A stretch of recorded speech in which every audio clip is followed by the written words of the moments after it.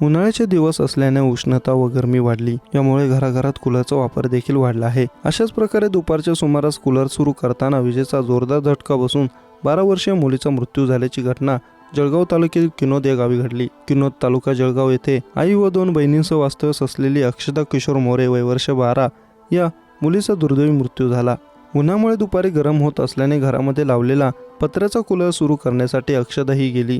तिने कूलर सुरू करण्यासाठी बटन सुरू करत असताना तिला विजेचा जोरदार धक्का लागल्याने ती फेकली गेली। घरात असलेल्या तिच्या आईला हा प्रकार दिसताच तिने आरडाओरड केली।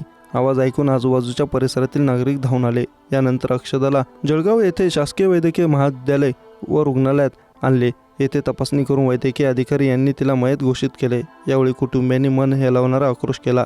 या प्रकरणी जळगाव तालुका पोलीस स्टेशनला अकस्मात मृत्यूची नोंद करण्यात आली आहे।